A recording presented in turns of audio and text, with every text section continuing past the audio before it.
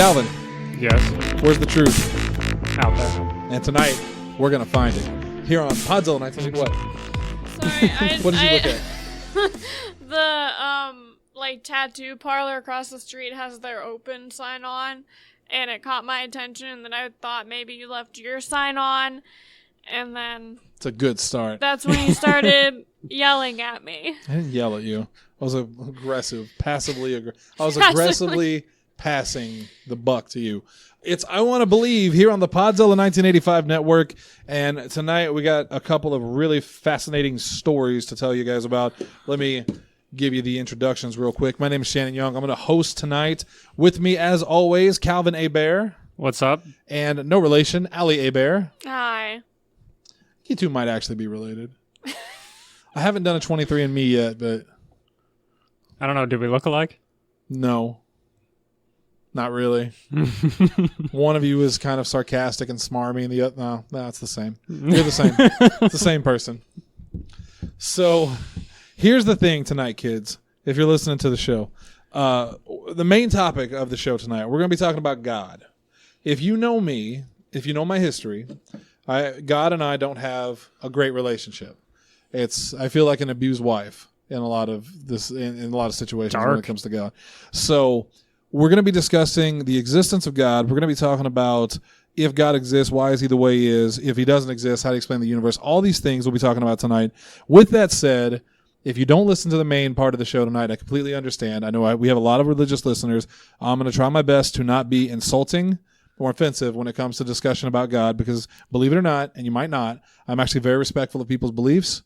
And the reason this show is called I Want to Believe is because I want to believe. I want to believe in God, but I have some problems with it. We're going to talk about that in the main event tonight, as we say in the professional wrestling world. And it's all opinion, conjecture, and devil's advocate. It's not meant to mean because anything hurtful to anybody. No, and I know you and Allie are very versed in the ways of God and the Bible and stuff like that.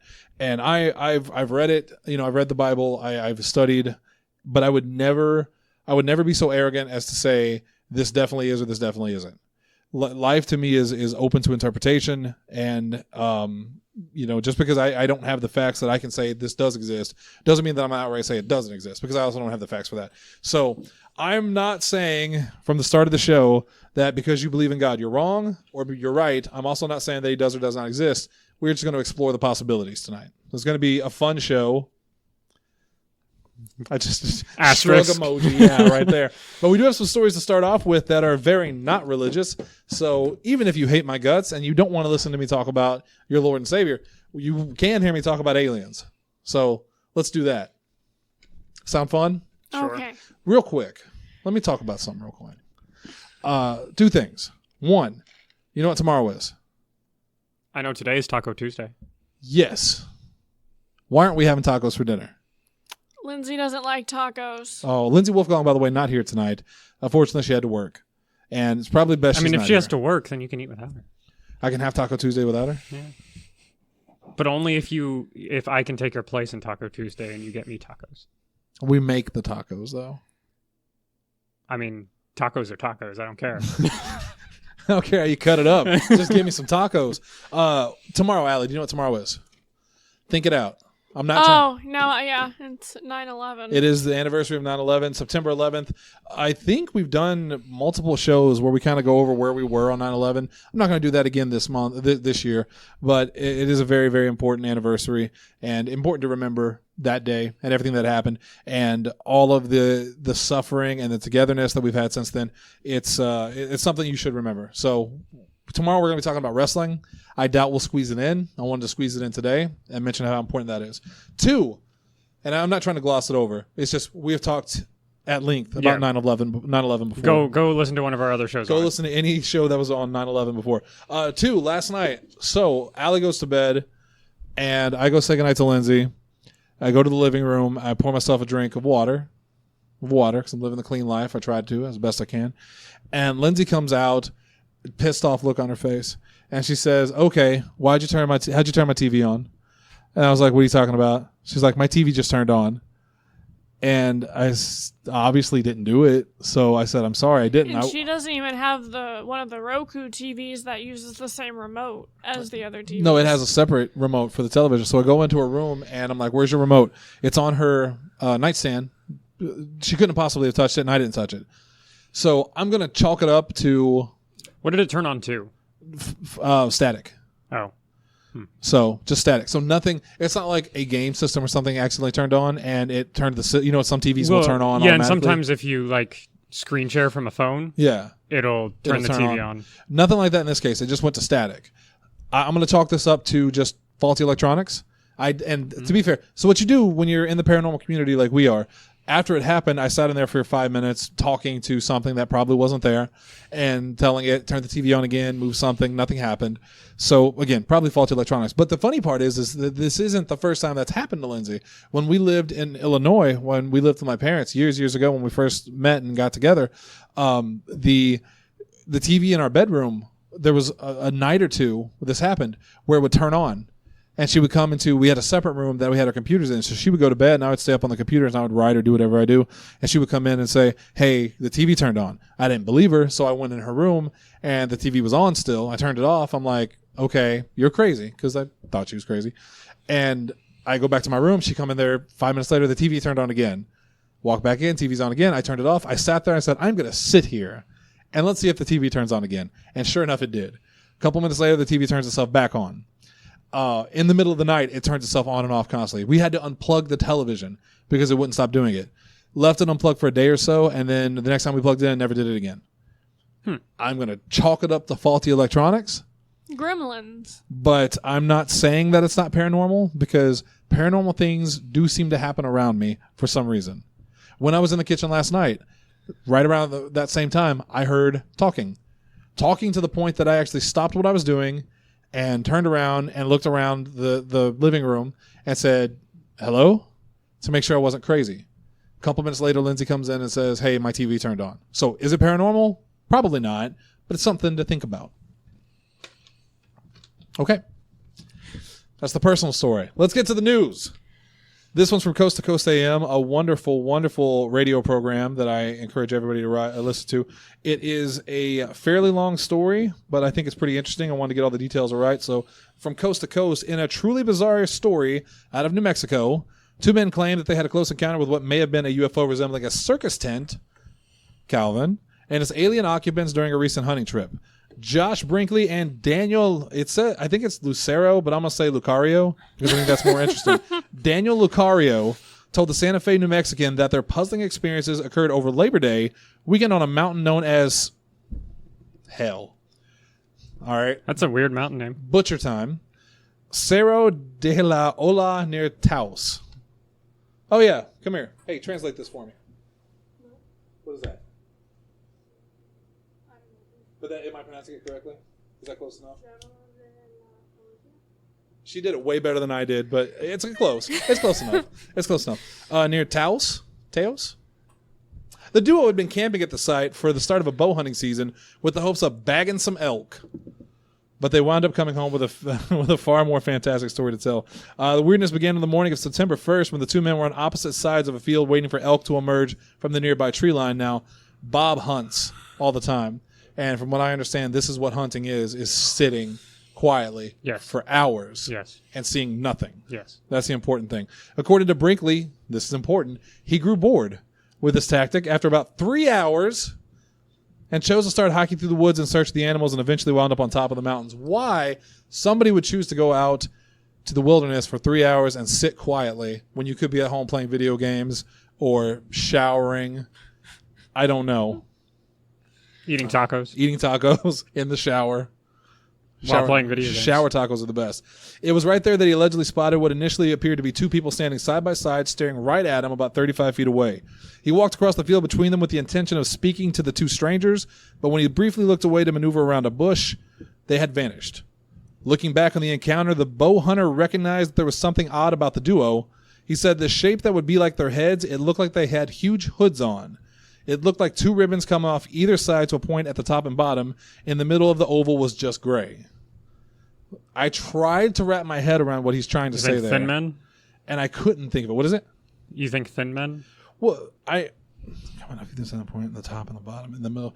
To me, it almost sounds like he's saying the middle of the hood where the face would just be gray. Oh. Is what it sounds like to me, but I didn't see anything else mentioned in there about that. But anyway, Hunter's trip took an even stranger turn the following afternoon when Brinkley and Lucario grew frustrated by the fact that they had yet to see a single elk and decided to drive around in their Jeep looking for them. And my hope is that one was hanging off the side of the Jeep with his gun in his hand. No, bow. It's a bow. With a bow, just ready to Rambo it, but, probably not. Along the way, they soon realized that not only were there no elk in the area, which... how do you not know that? No, you know what's fine. I'm not a hunter. I don't know. It appeared as if all the wildlife had fled the scene. The reason for this may have revealed itself when the men noticed a puzzling, out-of-place structure, for lack of a better term, about a quarter mile away from them. Brinkley was quoted as saying to the newspaper, "It's this big tent structure like a circus tent, 50, 60 feet tall." 60 feet tall. Picture that. A circus tent 60 feet tall. 60-foot circus tent. Coming off the left of it was this long building, almost like what you would build for an archery lane for target practice. It was a third the height, but really long, maybe a couple hundred feet. Amazingly, much like the two mysterious people that he had seen the previous morning, the baffling building disappeared during a brief moment when their vehicle went down a hill and they lost sight of it. So the idea is that this thing is the saucer, right? Is that what it... I'm guessing. I'm guessing they drove around trying to find it again. It never returned. Brinkley declared, "I know it was real. It was huge and white, and then it was gone." And asserting they were completely sober during the trip, the pair conceded that people will likely doubt their story, but they insist it really happened. Allie, what was your analysis of this? You think Killer Klowns from outer space. Like, if they would have gotten in there, they would have found people in cotton candy cocoons and little clowns running around with guns. To be fair, just so you guys know, we were all on the same page. I name every story that we do. I give it a cute little name. And this one was called Killer Klowns from Outer Space sequel. So, actually happening. What was it? UFO? Probably the best bet. But the fact that I think they said this was in daylight. I mean, it wasn't... It was a unidentified grounded object. Like, that it was you could landed. That was a weird noise I just made. I was like, ah. It could have flown away when they lost sight of it. It could have taken off. Maybe that's why they couldn't see it again. Or it was a hallucination, I guess. Shared hallucination. It's weird when two people share the same hallucination, but more than likely... Well, if two people share the hallucination, the likelihood is that it's a mirage. The same mirage? People would see the same thing? Well, mirages often look similar from the same perspective. Okay. Because this just seems weird. A 60-foot tall circus tent. My first instinct when I hear a story like this is it's clearly made up. This is a lie. But then you start to wonder yourself, why would someone lie about this? The fame. What fame is this guy going to get from this? He gets his name in a paper, but the name he gets in the paper is probably drunk guy saw 60-foot UFO tent with people with ribbon faces. Drunk bow hunter and Pokemon find yes. A boy and his Lucario find UFO down in New Mexico. So, I don't know. That's a strange story. I thought it was interesting. It's the first I've ever heard of something like a circus tent. It could be a spinning top style UFO. I mean, there's lots of different UFO styles. There's a cigar shape, there's the triangle, there's the saucer. So it's not completely out of the question that this would be a different style of UFO. They also have lots of pets, like dragons and... No, they don't. They don't have any pets. We're their pets. Well... No, but on the back of the box of the alien figure I got. Shout out to your mom. Who may be listening to the show tonight and may not speak to me ever again. We'll see what happens. That could be fun. That's right. No passive aggressive here. I calls them like I sees them. So, can we all just say probably, excuse the language, probably bullshit? I mean, I would say so. Okay. So I want to make sure we're all on the same page. But here. Also, haven't they said that UFOs, quote unquote, usually look different when they're landed than when they're flying? Probably. It's not out of the question to think that UFOs would have different designs. I mean, look at our planes. Oh, yeah. We have different style planes. We have different style rockets. Right. So would it be so far-fetched to believe that there could be different UFOs for different things? Like maybe this was a ground reconnaissance UFO. Well, also, thinking of planes is kind of restrictive because to aliens, UFOs might just be cars. How many different car models are there and types? Like a flying car that can Like, travel. also, millions of light years. and like, well, I mean, it might be that basic technology to them That's true. by that point. But also, like, mode of transportation. We have stuff from bicycles to, like, submarines. So this could be, whereas a regular UFO might be a military vessel, Yeah. this could have been an RV. Yeah, it could have been like a Could cruise have been ship a or something. party Like, bus. Could have been the party bus for aliens. Yeah. it's Aliens Gone Wild. I don't remember seeing the commercial for that one on Comedy Central at 2 a.m. But give it time, except it'd be on Sci-Fi, Yeah. and it would be hosted by Neil deGrasse Tyson. It's just a whole bunch of aliens showing their antenna. Oh, I almost made a political joke there. Not this show. Thursday. Hang on for Thursday. This in our weekly, all right, science bitch, explain things to me. Okay. Science bits reporting in. This is from Science Alert. In 2015, a psychologist in Italy figured out how to induce a drug-free altered state of consciousness by asking 20 volunteers to sit and stare into each other's eyes for 10 minutes straight, aka every flirty, awkward first date. Were they blinking? Were they allowed to blink? I'd I assume would so. assume so. Have you ever tried to not blink for 10 minutes? Well, because how's do it you mean, pronounced? they tape their eyes open or whatever? Ludovico machine? The thing from Clockwork Orange. Yeah, the way they keep What is the that eyes called? open. Just go with Okay. that. The thing from Clockwork Orange. It's named after the dude who invented it. His name was weird. Yeah. But they could have done it like that. Would they just go in there every so often? Yeah, with eyedroppers. Clockwork Orange. So, Which sounds terrifying. Yes. I mean, that's kind of important because I feel like if that's true, you're putting the body in more stress, Yes. which could, Cortisol can cause a whole lot of hallucinations. which can, lead to symptoms like that. But see, I don't know if it's just keeping your eyes open for that long, or it was the fact of staring into someone else's eyes, because they really hit on the eyes thing. Well, if they're keeping their eyes open, if they're doing this experiment and they think we want to see what happens if they stare at each other, but we have to make sure they are constantly staring at each other, they're going to say, if you stare at each other for 10 minutes, this happens, because that's what we saw when they stared at each other for 10 minutes, even though it might be more connected to how they made them stare at each other. Okay, there's something in there that might dispel that. Not only did the deceptively simple task bring on strange out-of-body experiences to volunteers, it also caused them to see hallucinations of monsters, their relatives, and themselves in their partners' faces. The experiment, run by Giovanni Caputo from the University of Urbino, involved having 20 young adults, 15 of which were women. That's important, probably. Pair off, probably not, sit in a dimly lit room 1 meter away from each other and stare into the other partner's eyes for 10 minutes. The lighting in the room was bright enough for the volunteers to easily make out the facial features of their partner, but low enough to diminish their overall color perception.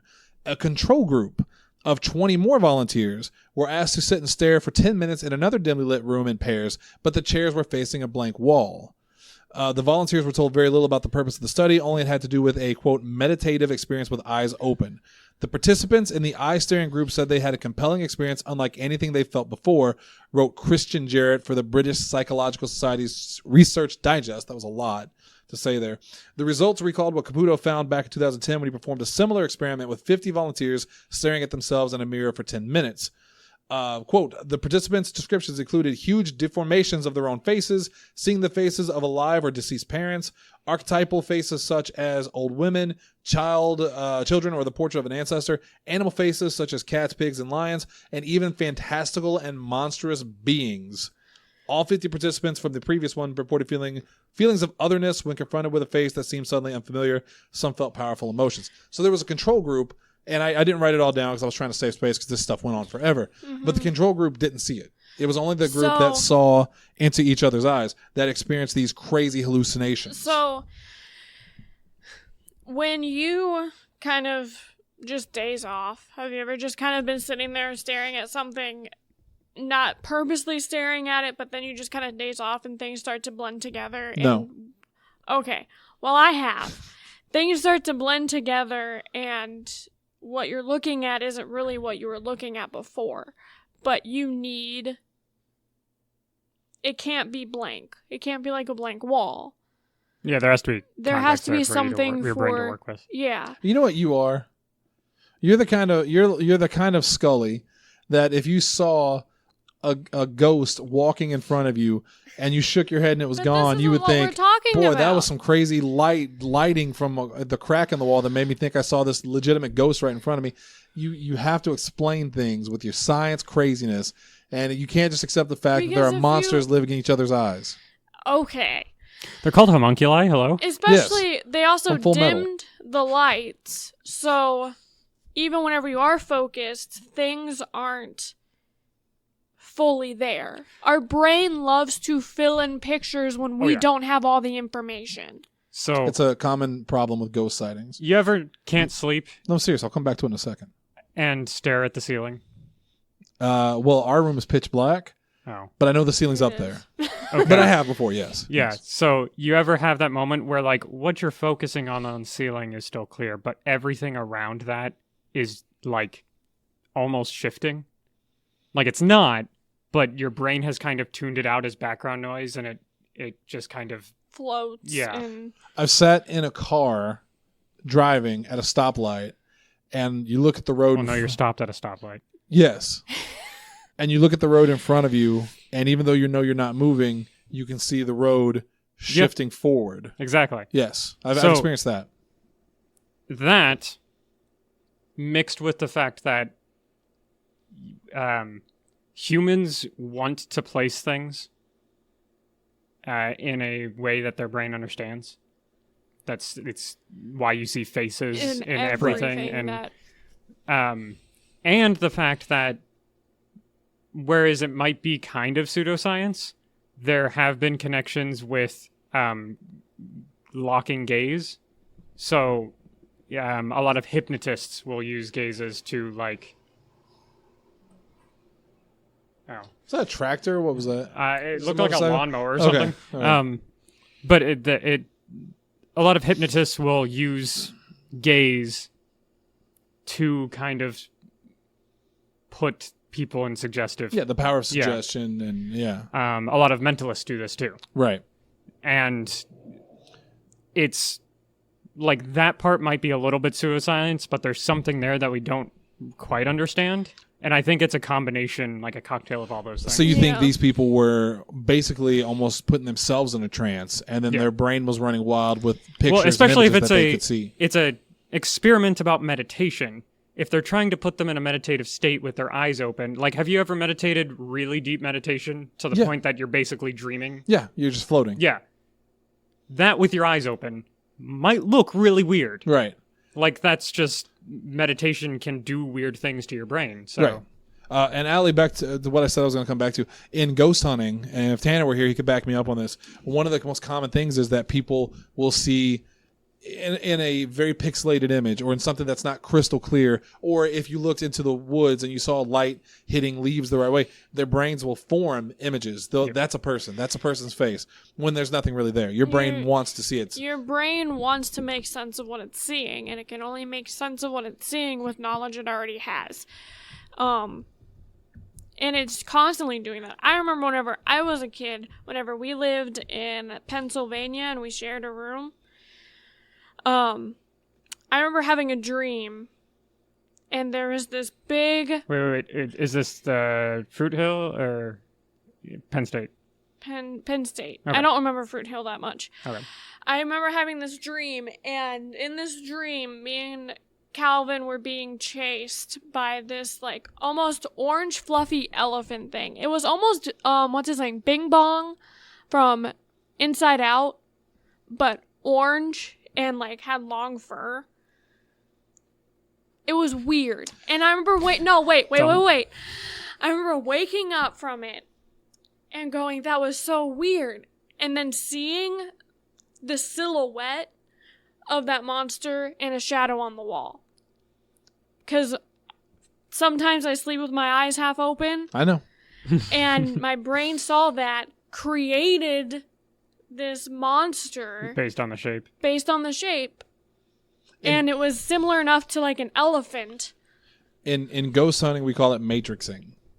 when your eyes see things that aren't really there because your brain wants to see something.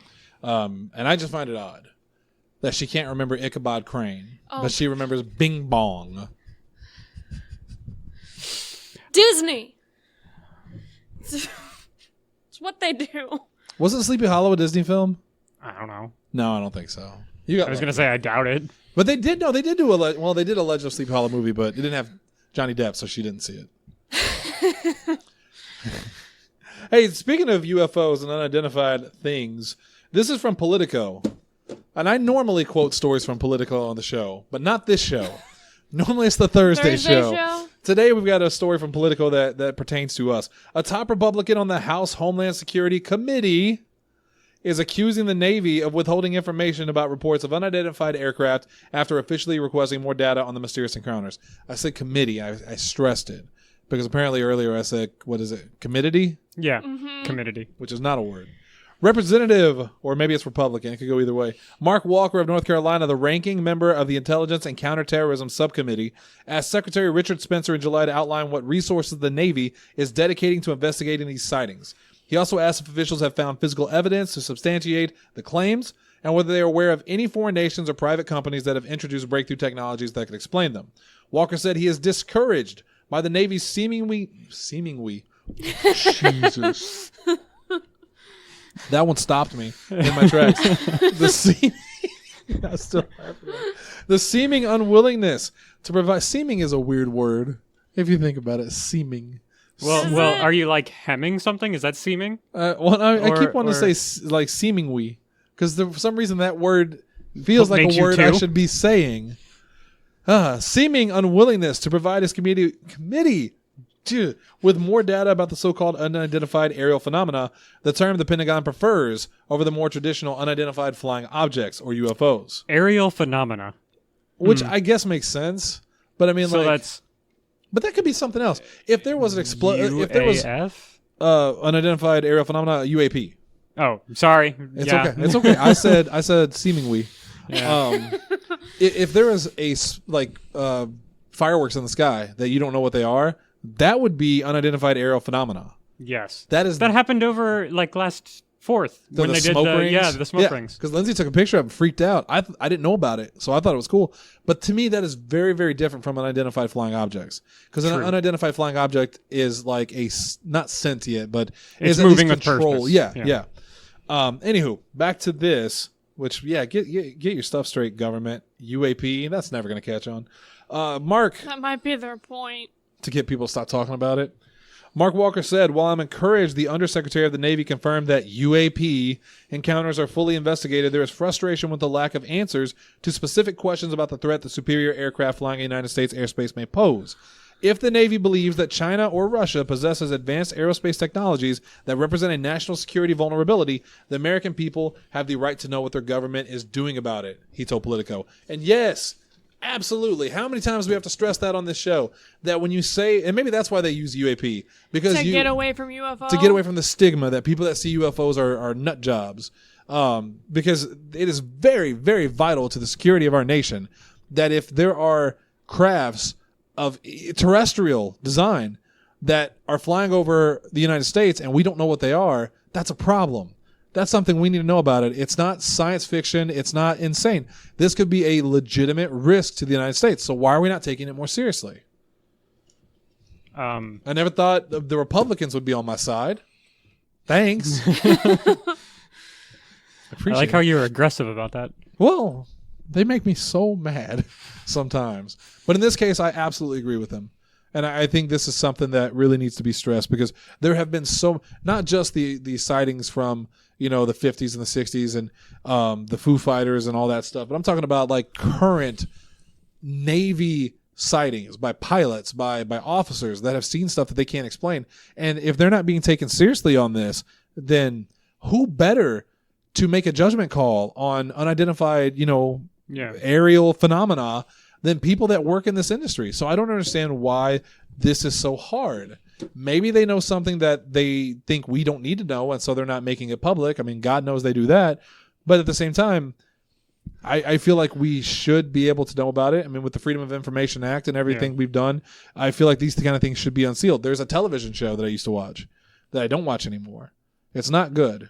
It wasn't good then, but I did watch it, called Unsealed Alien Files. And you hear the name Unsealed Alien Files and go, that sounds like a bad show.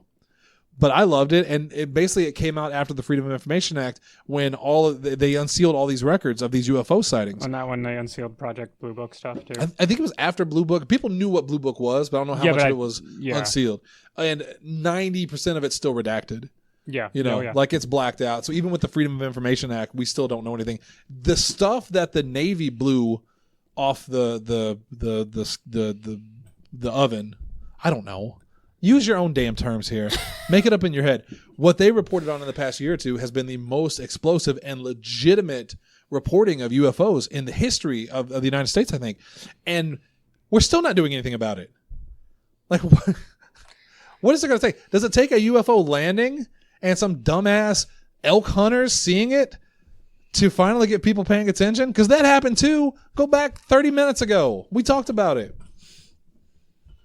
Get with the program. All right. We got more. This. Why aggressive? I'm sorry. I get heated when it comes to stuff like this because there should be some things that everybody agrees on.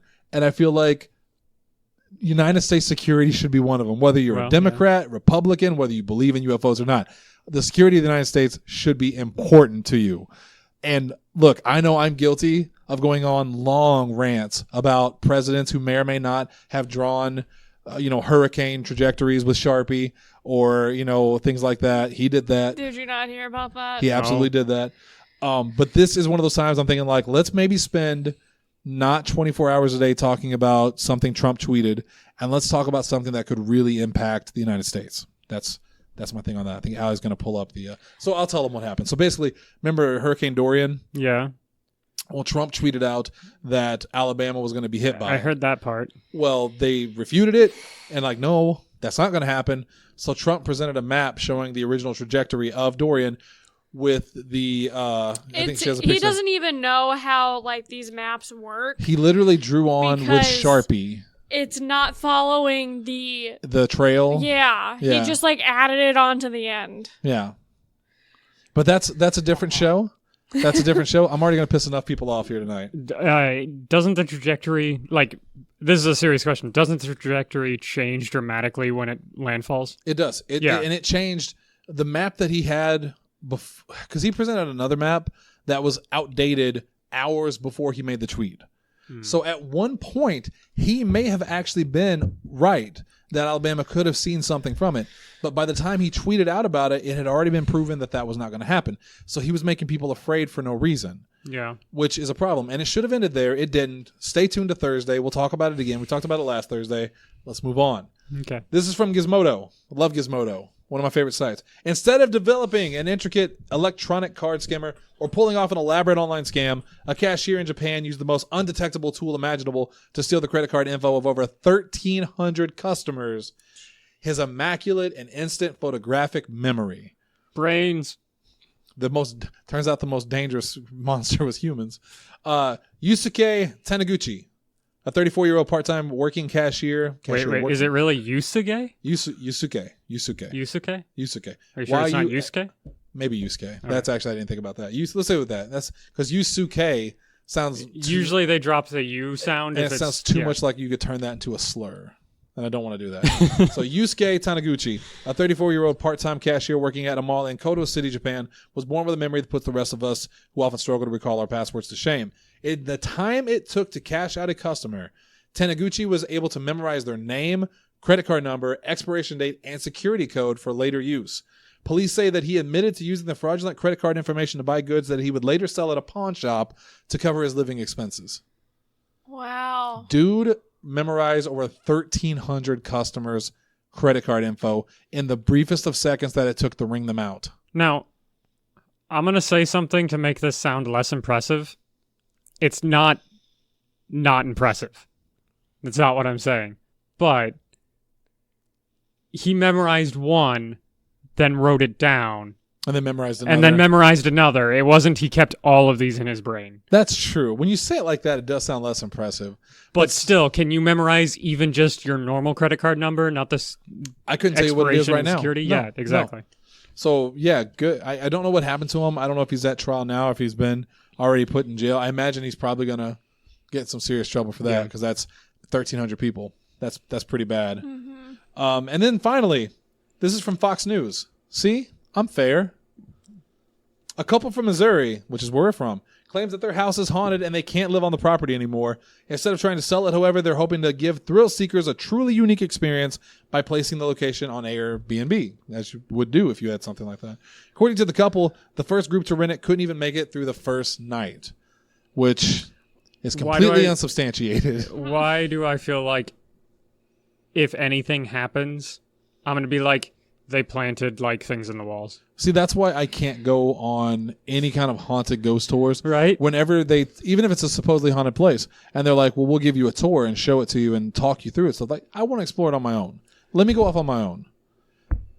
Yes. So I want to go to Lit Mansion, but I don't want to go to their like Halloween tours. Yeah. You're going to try to scare people. That's not what I want. You're going to have your cell phone hooked up to all the Bluetooth things and spooky noises. Yeah. Well, this couple, they bought the house in August 2017. They moved in October, and I guess the gentleman of the house, Aaron Clark, says, my family and I started really noticing the odd events around Christmas time. My dog acted weird the moment we moved in, but thought he was being stubborn. The sounds got worse as we stayed, and it graduated to TVs turning on at full volume, to space heaters turning on by themselves, and of course my daughter sleepwalking and talking in tongues. The shifty movement almost as though she was possessed.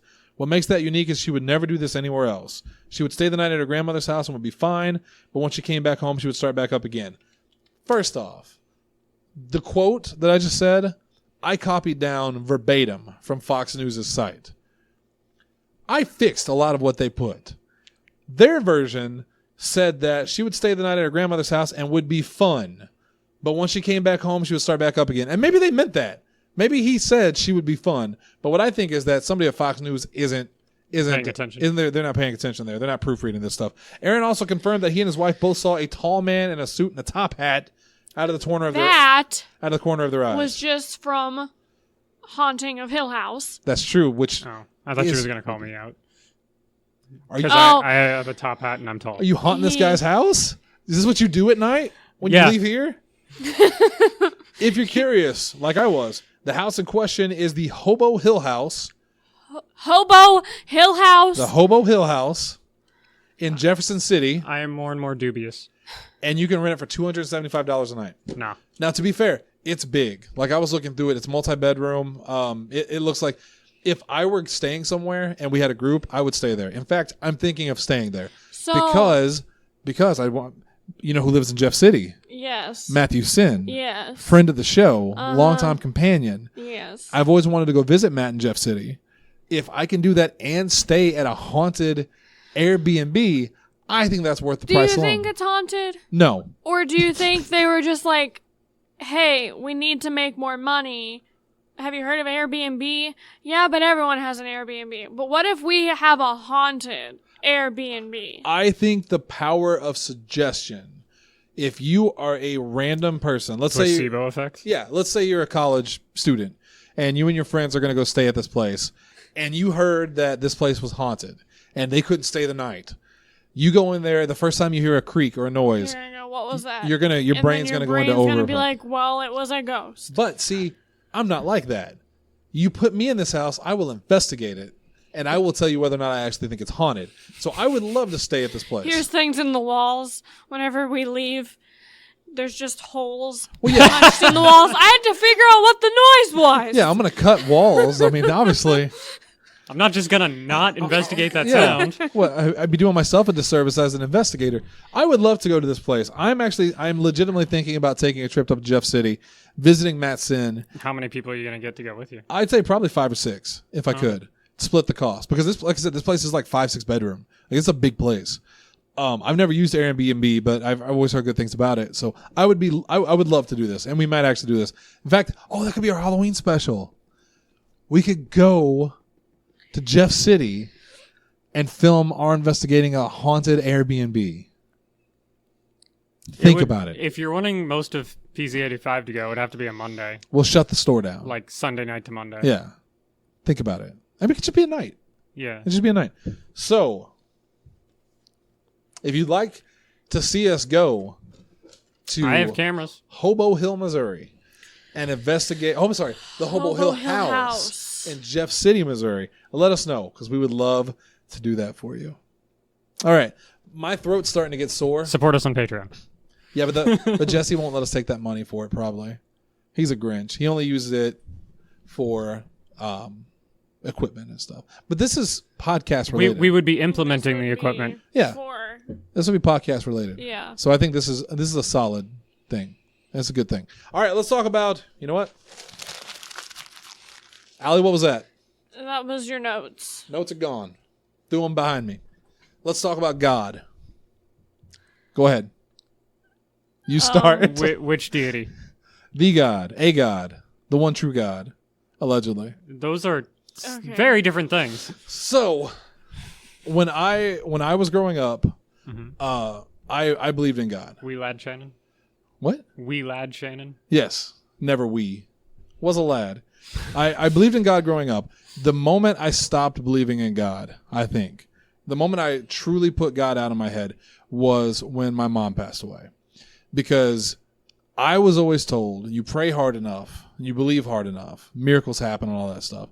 My mom was in the hospital for months on machines. To be fair, the pray hard enough thing, that's not in the Bible. Like, A lot of things aren't in the Bible. right, I know. I'm just Yeah. saying, like, But I thought, power of prayer, because the first thing you see whenever a tragedy happens is pray. yeah, Pray for them, pray for this. our prayers are with you. And If you're a Texas lawmaker, instead of putting in legislation that could stop gun violence, you say to just pray for the guns.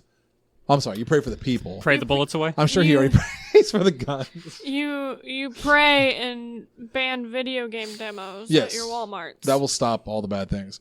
So I tried to use the power of prayer to help my mom get through that. And in one of the most painful, ironic moments of my life, maybe not ironic, but just cruel. It was probably a week before she passed away. And my mom was basically in kind of a waking coma at this point. She'd gone in for open heart surgery. Everything seemingly went well. Seemingly, not seemingly. Seemingly went well. And then she got sick. They put her in ICU. They couldn't figure out. She got sick. It got to a point where when I would talk to her, she saw things. She saw bugs on the wall. She saw stuff that I clearly could see wasn't there. So that eventually turned into her just eyes open, not responding. We would go visit her I worked at Stephen Barry's at the time. We go visit her every day if I could after work. Lindsay and I would go visit her even if it was just for 30 minutes. And she would eyes open, but she wouldn't respond. I'd talk to her. I'd wave my hand. There was nothing there. So I was thinking the worst. But, I prayed. I did. I don't use prayer very often, but I prayed. And this is the cruel part, there was one time a week before she died where we went in and they told me she was doing better. So I'm trying to get through this without like tearing up or anything. So I go in and she's not really setting up, but she's kind of setting up and she's awake and she's alert. She sees me, she smiles and all that. So we talk to her. She can't talk because she's got, tube going down her throat, but she's responding, which is the first time she's responded in months. I asked Lindsay, I said, will you give me a moment with my mom? Just me and her. So Lindsay walks outside. Mom and I are talking and I just pour my heart out to her. And I tell her, I was really scared you were going to die. I didn't know what I was going to do without you. I love my mom. My mom was very important to me. And she smiles and she nods and, we hug and it was great. I went home. I told Dad she's doing better. For the first time, I can tell you she's doing better. And a week later, she was dead.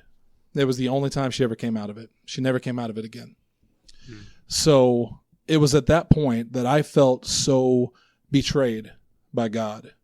Almost like a sick joke was being played on me by some higher power.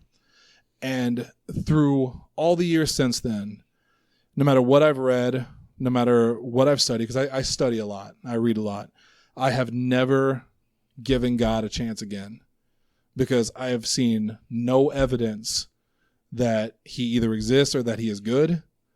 And even if he did exist, and I knew for a fact he existed, I don't think I could ever support some entity that can be so cruel with people's lives. You're what's the philosopher?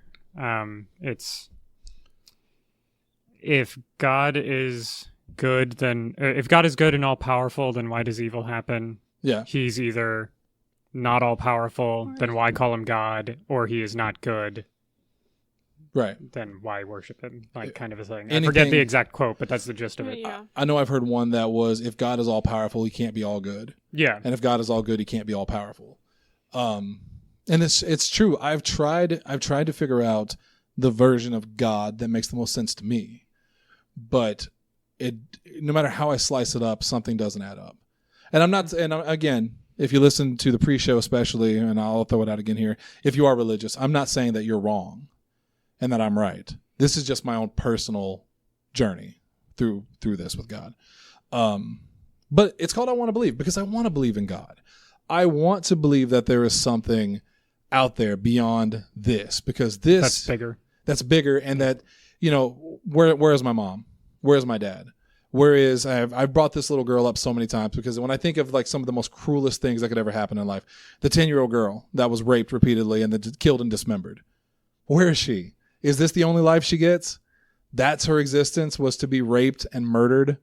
Like, and again, if there is a God and God has the power to stop this, if the same God that can save someone's child or their sister or their father, and you say that was a miracle, God was looking out for us that day, why did he look out for them, but he didn't look out for this 10-year-old girl that was raped and murdered?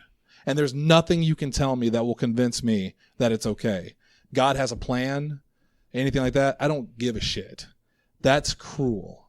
And if God can play with people's lives like that of, well, I will save this person but not this person, that sounds awful. And you can't convince me that's not awful. And people have tried. And I listen because I want to believe. I want you to convince me that God is good. But I haven't found it yet. And I don't know if I'm going to get messages after this show saying, well, let me come to my church. No, probably. You can invite me to every church you want to invite me to. I've never seen one that was different than another. Little things change here and there. But the overall message is the same. The songs are different. The faces are different. The faces are different. The TVs are different. The backdrops are different, but it's all the same. It is this. If you kneel or not is different. Yeah. It's this blind faith, which I'll be honest, I'm very envious of, because one of my biggest fears in life, in fact, the only thing I'm afraid of in life, is death, which is real inconvenient, because that's also the only thing that's guaranteed. You want a platitude for that? That I think was. I don't know what that means. A similar. Yes, please. Philosopher. You could have just said similar philosophy and not made me look like an idiot. Well, what is a platitude? A platitude it sounds like a stupid animal. A platypus? Yes, but with attitude. But with attitude? Platitude. A platitude is it Perry? Is like we'll pray for you is a platitude, but it's like it's a conversational thing that's supposed to make you feel better, but may or may not have a deeper meaning behind it. Mm-hmm. But the idea is that this philosopher he's not scared of death because when he's alive, death has not come, but when he's dead, he doesn't care because he's dead. That's true, but and I agree. That's a great way to look at it. Is if you're alive, that means you're not dead. So why worry about it? And when you're dead, it doesn't matter because you're dead. But at the same time, it's hard for me because it's hard to grapple with immortality. It's hard to grapple with mortality. Yeah. The fact that you could just cease to exist. And we talked about this a lot on our very first episode, the Afterlife episode. Mm-hmm. But I don't want to focus on necessarily what happens when you die. I want to focus on the being himself or herself or itself or whatever. I had my brother dated a girl that did things that she wasn't supposed to. She was, that went against church teachings, but she was very religious. And she, I asked her once, and I pissed her off horribly, but I asked her, justify that. Justify you doing all these things that are against your religion, and you still claim to be religious. And she said, and it's another one of those things that whenever I talk to religious people, they have so many just excuses. They have so many things. Do you know what religion she was? I Because this religion was would change. That does make a difference. Well, that she said reasoning. Denomination. she said Yeah. because she asked for forgiveness. She knew in her heart God would forgive her. But my point to her, and it's the reason she stormed out immediately after, was that if you really had it in your heart that you were sorry to God, you wouldn't do it over and over again. Like, God's not stupid. Do you want a joking platitude? Of course. That's why I'm here. If you don't sin, then Jesus died for nothing. That reminds me of King of the Hill when they're talking about Luann, and she says, if young people like Luann didn't sin, I'd be out of the job. Yeah. Yeah. So, you say that to her. If you were really sorry, you wouldn't do it. What about an addict? Yeah. Well, yes, Would you say that to them? But she wasn't. I don't think she was really sorry. She wasn't regretful of what she was doing. She just knew that if she asked for forgiveness, she would be forgiven. Yeah.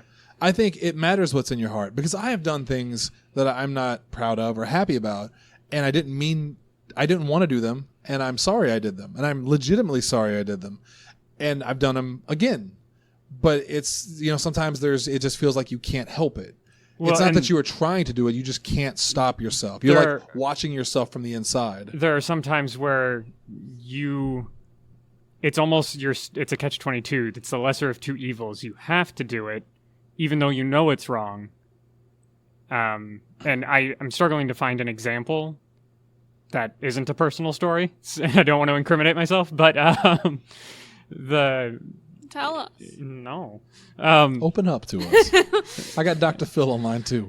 The idea is that you can be regretful and show, like, you can be remorseful. Yeah, about something as you're doing it. Yeah, well, like addicts, like Allie said. Yeah, but it can be a decision to do that thing, and you can still show remorse for it. And a lot of Christian people see it as long as I show remorse, I'm good. And that's not necessarily true. But it's also not necessarily not true. Well, because of how the Bible is worded, it's up in the air. It's vague. It's like humans wrote it. Yeah. Well, humans did write it, legitimately, right? Yeah, humans wrote it. But it's vague mostly because they didn't. When it was written, a lot of these scenarios didn't exist in the same way. Yeah, kind of like the Second Amendment. When the Second Amendment was written, it wasn't so every household could have an AR-15. I mean, sure. Also, I thought you weren't getting political. Oh, I'm not. I'm not going to get political on this show. So we have a president who says he has never asked God for forgiveness, and yet is a Christian, quote unquote, a good Christian man. Is he taking communion? Oh, because that is literally asking God for forgiveness. See, I've the one time I went to church with you guys. Yeah. I remember communion, if I'm correct. That's the whole. That's the bread and bread wine. and I refused it. I refused it because I didn't want to insult God by saying yes when I personally didn't believe it. And I don't even know if I believe in God, but I don't not believe in God. So I do know that I have asked forgiveness from God many times for the things that I've done, and I feel no peace. I've asked God many times for a sign, and I've got nothing. I've begged, I've pleaded, and it's so easy to take little things to read into it and turn that into what you want it to be. So if I said, give me a sign, God. Just like it's easy to see faces and Matrixing. Yeah. But I keep telling God, I'm simple. I don't need you to, send a Jehovah's Witness to my door that may or may not help me unlock the keys to everything. I need you yourself to show up in my mirror and go, yeah. Have you heard about John Smith? Which one? 1882 or that's a Simpsons joke. Yeah. Anyway, if God is all powerful, then it should be a drop in the hat for him to appear and say, yes, I'm sorry about your mom. Yeah, but then it Here would be she on is. faith. But what's the point? The point is, what's the point of, yes, he is absolutely real, but you have to believe he is real. You have to love him every day, but he's also the not going perfect to being. give you anything in return. He's going to give you comfort eternal happiness. Well, no, I mean, he's not going to reassure you about it. No, he will leave you out to dry, and it's up to you to continue to believe in him. And I know a lot of people that believe in God just because either they're supposed to, they've been told to, or because they want to get into heaven. And I would never pay lip service to God just because I want something from him. The only thing I want from God is to know he exists. That's literally all I've ever asked God for, is just show me so I can get on with my life and I won't have to sit here and wonder about all these things I wonder about all the time. And if God is perfect, then why all of the smoke and mirrors? So here's a question. And this is devil's advocate. There are so many people at home right now, I guarantee it, who are religious, that are picking up their phones to call into the hotline that doesn't exist, and they're frustrated. Now you know how I feel when I'm on the phone with God. So God's supposed to be perfect, right? Yes, that's what I've always heard. Right? Okay. God creates the universe, right? Yes. So a lot of people are going to say that I'm going to go, but then there was original sin. So how could he create the universe if he's perfect with original, like that original sin happened? But how can God exist and the universe exist at the same time if one of them isn't perfect? God is supposed to be infinite. He's supposed to be in all things. He's supposed to be Alpha and Omega, which means the universe he created is still him. Mm-hmm. How can the universe not be perfect if he exists? We are made in his image. Look, I look at it like The Sims. So how can we have sinned? And like this is because of free will. Okay, then how is free will perfect? You're asking, you're right? preaching to the choir. No, it's a devil's advocate thought experiment, and different denominations have gotten different answers to these questions. And I'm not going to go over all of them. I'm probably not going to go over any of them. Good. But if you're religious out there, talk to somebody about it. Yeah. Like, go to your pastor or minister or whoever you have and make sure that that is something that you can resolve internally. Yeah, I can't resolve anything. That's my biggest problem. I look at it like The Sims. Imagine you are God. And The Sims is your universe, right? Yes. You are a good person. For the People most have part. done awful things on The Sims. People have done awful things. You know why? Because there's no repercussions. Well, yeah, there's no repercussions for God. Also, if you are so arrogant to think that God owes you anything because he created you, you're insane. But you're part of God. You're a creation of God. He owes himself. When I play The Sims, I created those Sims. I'm trying to confuse you now. No, I want to talk about The Sims. It's a good game. I feel no attachment to them. Yeah. So even if it's a Sim I like. But are you the Sim? Sometimes. But are you... I still torture him. You know what? Self-sabotage? Because it's easy. It's easy to not care about others' lives. It's easy not to care, especially when they're so insignificant compared to your own. Yeah, but what if it was part of you? Isn't it, though? If I created it, isn't it part of me? In the same way that God and the universe are the same? I don't think God just pulled out a rib and suddenly it was the universe. No, that was Adam. That was Adam. Yeah. If God created everything, I'm sure, I mean, we're talking, technical stuff here and it's not the same, but God creating the universe and creating people in the same way that humans create Sims. You make people, you make a world, and you put them in it, and then you let them live. And then divine intervention would state that I could interfere with the Sims' lives. But if I interfere with the Sims' lives, then I'm not really neutral. And if I'm interfering, then I'm tipping the scale towards me. And if the point of prayer and faith is you have to believe in something, then you're cheating. And if you're cheating, you're not perfect. So I would say probably using Sims as Just a a comparison to the relationship between God and his creation is probably not that great. Why? No, you know what reference only 3 people listening will get that is a better correspondence? Have you ever played Dwarf Fortress? No. I played Spore. Okay, I can roll with that.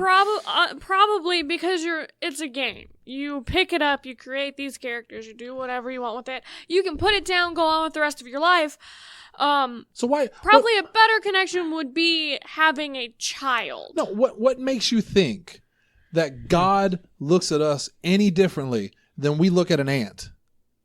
Because other people have told you he does? Where is the proof? Where, when people are suffering, when children are being raped and murdered, when people are crying for help, and God doesn't do anything, where is the proof that God cares about you? Oh, no, other than other people telling you God cares about you. He's doing something. He's telling you not to masturbate. He never told me that. And I do. And I did. No, and I'm being serious. I know that's a very nihilistic way of looking at things.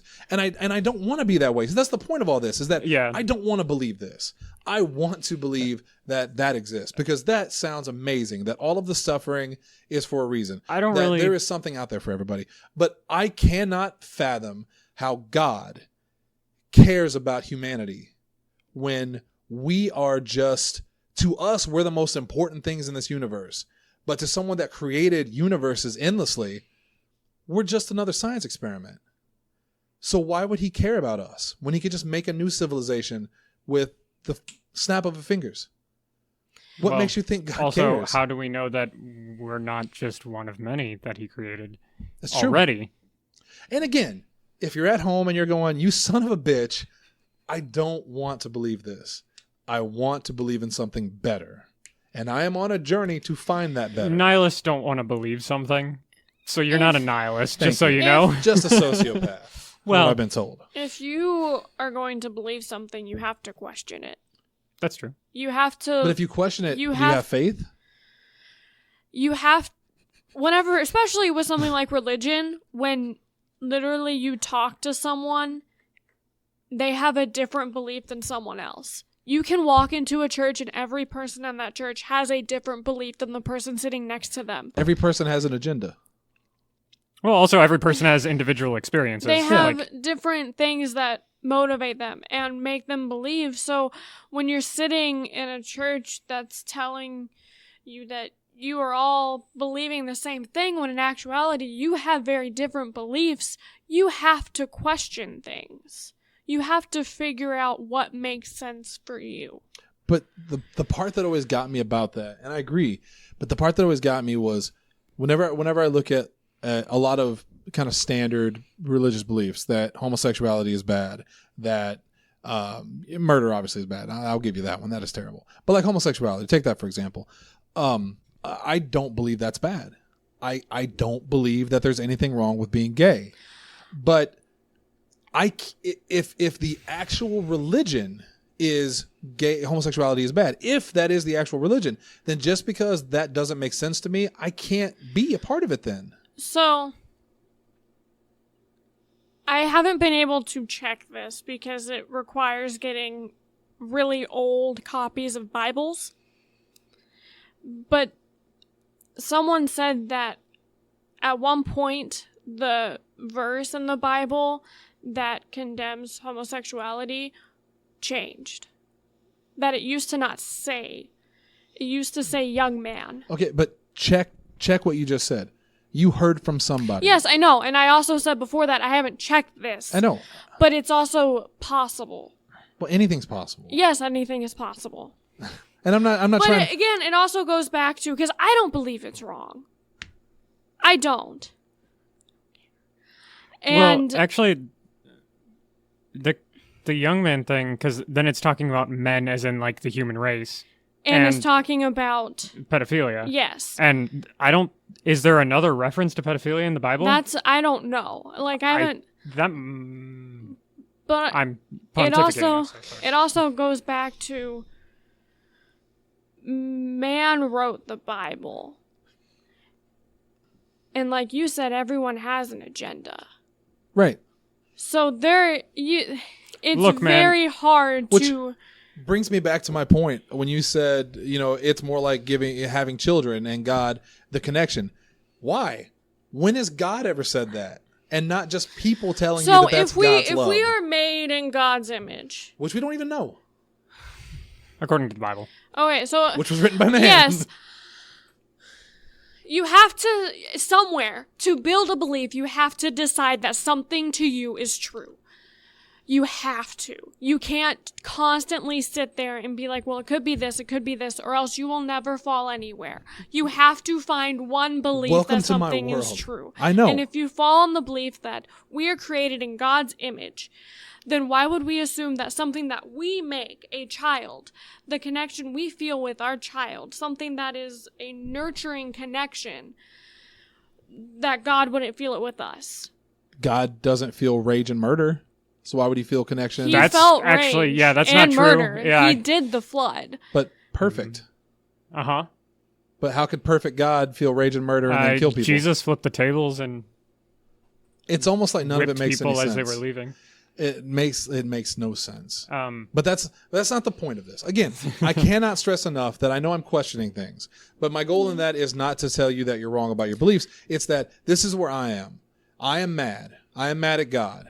I am mad at religion. I am mad at people. I am envious of people who aren't mad at it, because I don't understand how you cannot be. I don't understand how you cannot be enraged at everything that's happening in the world, not just politically, but people.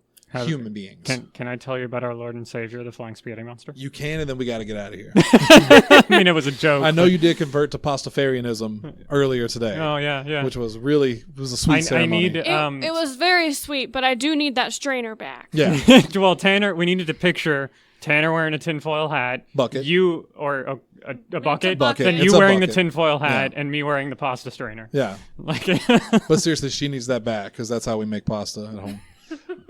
Clearly. Oh, God, are we eating his body?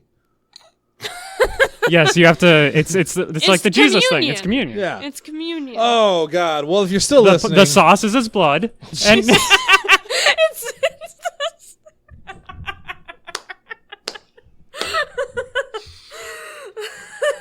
I think we should just end it there. Hey, that's going to do it. All right. Thank you guys for tuning in. If you have any questions or concerns, or if you're mad at me for what I've been saying, I'd like to talk to you about it. You know how to reach me. Facebook, Twitter, email me, Podzilla1985. The hotline is 69420. Oh, the price went up. We'll be back tomorrow with Pro Wrestling Unscripted. Hopefully you'll come back. It should be a lot of fun. We have a lot to talk about. Ace is back. yes. That's enjoyable. Ace is back. So we'll see you tomorrow on Pro Wrestling Unscripted. Thank you guys for tuning in to I Want to Believe. Next month, don't forget, it's October. It's our month. We got some cool stuff cooked up. I'll tell you about it later. You guys have a good night. Remember, watch the ski. Skies.